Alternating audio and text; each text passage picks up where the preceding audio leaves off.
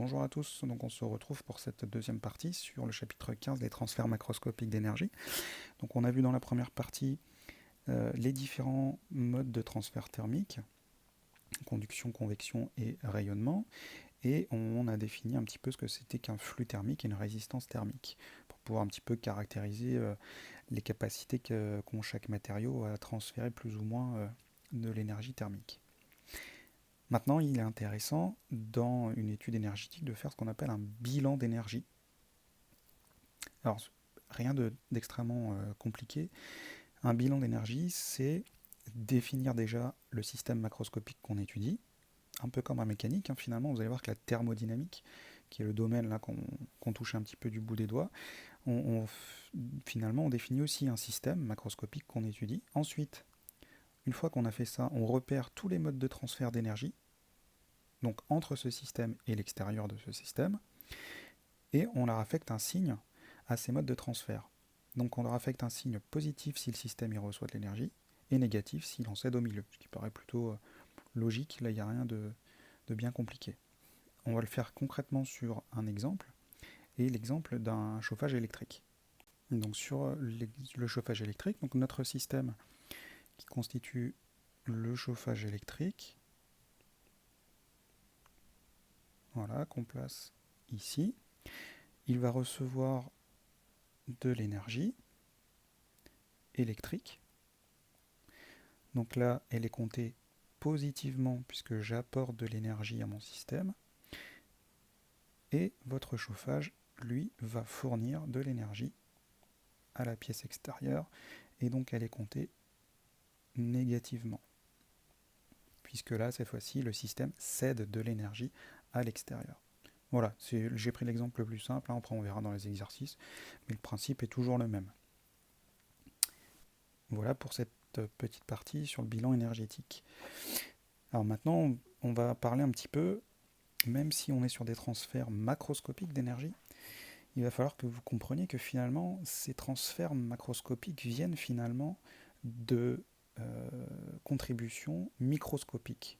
Donc je vais expliquer concrètement dans la partie verte. Mais d'abord, il va falloir qu'on revienne un petit peu sur cette histoire de monde microscopique et macroscopique et du lien qu'il peut y avoir entre les deux, comment je passe finalement du microscopique au macroscopique. C'est quelque chose que vous avez déjà vu en fait, mais on ne vous l'a peut-être pas présenté comme ça. C'est cette fameuse constante d'Avogadro. Donc je vous rappelle, hein, les chimistes avaient besoin de compter, de dénombrer un nombre d'entités, hein, atomes, ions, molécules, donc entités, donc échelle microscopique. Donc on a besoin de compter à l'échelle microscopique un nombre d'entités présentes dans un échantillon de matière, qui du coup cet échantillon se retrouve à l'échelle macroscopique. Si je prends un exemple concret, on prend un atome, un échantillon de fer de 3,5 grammes qui contient donc des atomes de fer. Cet échantillon de 3,5 grammes contient 3,8 fois 10 puissance 22 atomes. Donc vous remarquez qu'on n'est pas très à l'aise avec ce nombre, hein, puisque c'est un nombre extrêmement important. Et donc les chimistes ont inventé un nombre qu'on appelle nombre d'Avogadro, qui était donc donné par cette même personne, qui justement va vous permettre de dénombrer des entités à l'échelle microscopique, et donc du coup d'en faire une grandeur macroscopique, la fameuse quantité de matière. Ça, c'est une grandeur macroscopique. Donc, si vous voulez, la constante d'Avogadro, elle fait le lien justement, alors je vais peut-être vous le rappeler,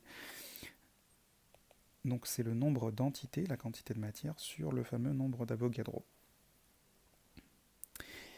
Donc ce nombre d'Avogadro fait le lien entre le monde microscopique, le nombre d'entités, grand N, élémentaires, et le monde macroscopique qui est la quantité de matière et donc dénombrable à notre échelle. Donc c'est ce nombre d'Avogadro là qui fait le lien entre les deux mondes, donc qui lie les mondes microscopiques et macroscopiques. Alors juste pour parler, je vous avoue que ça arrive comme un cheveu sur la soupe dans ce chapitre, la visualisation des systèmes microscopiques. Alors il existe plusieurs modes de visualisation des systèmes microscopiques. On a le microscope alors, à effet tunnel ou à force atomique. Je rentre absolument pas dans les détails du fonctionnement, qui sont un petit peu complexes, mais c'est des microscopes qui nous permettent de visualiser euh, l'échelle microscopique. Donc je vous mettrai deux vidéos sur la chaîne dans le chapitre là, que vous pourrez regarder. C'est des petites vidéos de 3-4 minutes. Donc voilà sur notre monde microscopique et macroscopique. Et la fin de notre partie 2, et je vous retrouve pour la partie 3, variation de l'énergie interne d'un système, et vous allez justement comprendre pourquoi je viens de parler du monde microscopique et du monde macroscopique justement dans cette partie numéro 2.